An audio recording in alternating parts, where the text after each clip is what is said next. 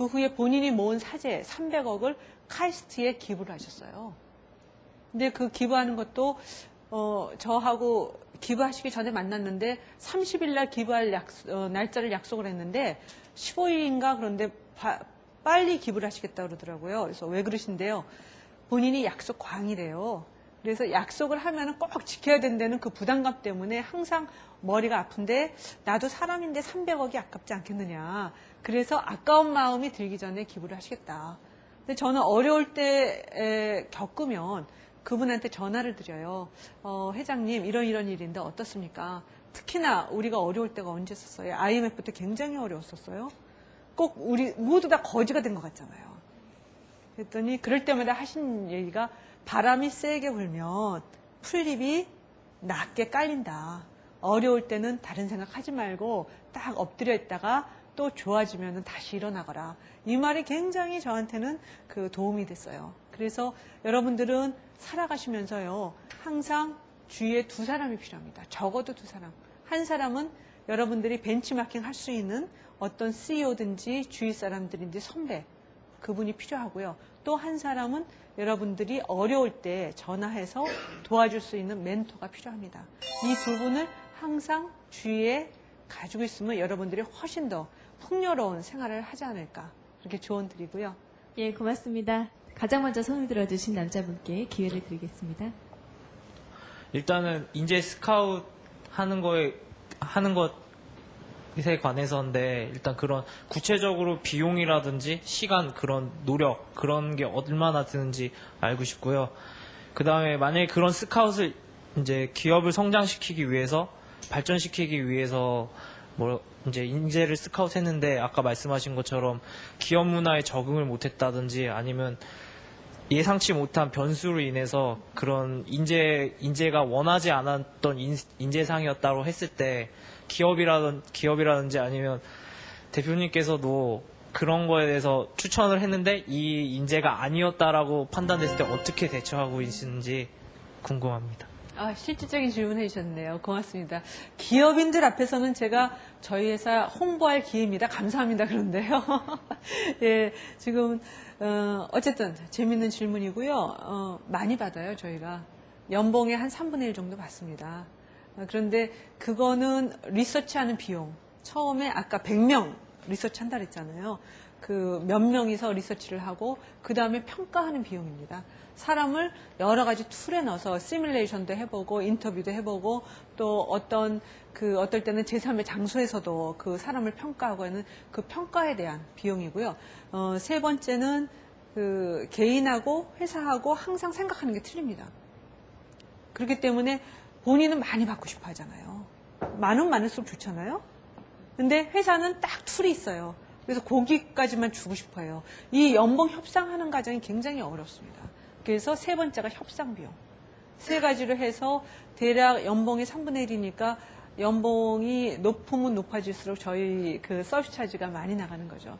예전에는 국내 회사에서 외국 회사는 뭐 몇십 년 전부터 써왔기 때문에 익숙해서 잘 알아서 그런 얘기 안 하는데 한국 회사에서는 그랬습니다. 이게 무슨 소리야? 취업하는 사람이 돈을 내야지 우리가 왜 돈을 내? 근데 요즘은 거의 그 대기업에서 많이 알기 때문에 비용에 대한 거를 그 비용이라고 생각 안 합니다. 투자라고 생각을 합니다.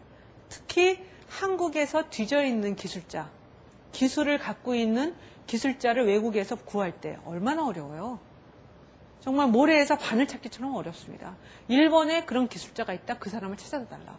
이런 미션이에요. 그러면 일본 지역에 있는 파트너랑 또 연계를 해서 그런 사람을 찾기 위해서 굉장히 노력을 합니다. 근데 또 반면에 우리 파트너인 저희 회사가 AIMG라는 네트워킹을 갖고 있는데 전 세계 50개국하고 같이 네트워킹해서 일을 합니다. 근데 한때 사우스 아프리카에 있는 우리 파트너한테 연락이 왔습니다. 거기도 그러니까 새로운 뭐라 그럴까요? 그러니까 막 선장하는 이머징 마켓이에요. 그래서 굉장한 프로젝트들이 많이 있는 거예요. 건설 쪽에. 특히 요즘 사우스 아프리카, 두바이, 인도, 베트남 굉장한 지역입니다. 엔지니어가 없어서 일을 못해요. 그러면 전 세계에서 같이 찾아서 줍니다. 이런 일들이거나. 그래서 그렇게 해서 비용을 받고요. 만약에 사람이 들어갔는데 아니다. 어렵죠, 굉장히. 그래서 심층 면접을 많이 하는 겁니다. 정말 맞는 사람인지 아닌지. 그리고 한 사람만 추천하는 게 아니라 3명을 추천해서 그 중에서 비교해서 찾기 때문에 그 지금까지 한 것 중에서 제가 보기에는 성공한 게 한 75%, 실패가 한 25% 정도 되는데요. 25%는 여러 가지 상황 때문에 못 들어간 경우도 있지만은 들어갔는데 이 회사가 아니더라. 그런 경우가 간간히 있었어요. 근데 초창기 92년에서 95년 사이에는 그런 일들이 미숙했기 때문에 지금 발생을 했는데 요즘은 거의 0%에 가깝게 딱 맞는 사람을 추천해 주는 걸로 저희 회사가 정평이 나 있습니다. 이거는 PR 멘트였습니다. 예, 정리를 해보겠습니다. 여러분들 부모님들 잘 만나서 공부 잘한 덕에 여기까지 오셨어요. 혜택 받으신 거예요.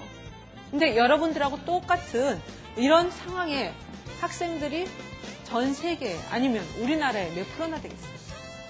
그렇기 때문에 여러분들은 가진 자이기 때문에 좀 아닌 그 가난한 분이라든지 여러 가지 사회에 처져 있는 분을 위해서 봉사를 하셔야 됩니다. 이런 것들을 항상 가슴속에 갖고 질문을 하신다 그러면은 여러분들께서는 우리나라를 이끌어 나갈 그런 단단한 제목, 핵심 인재가 될 거라고 확신을 드리면서 이걸로 강의를 끝내겠습니다. 고맙습니다. 유순신 대표님께 여러분 힘찬 박수 부탁드립니다.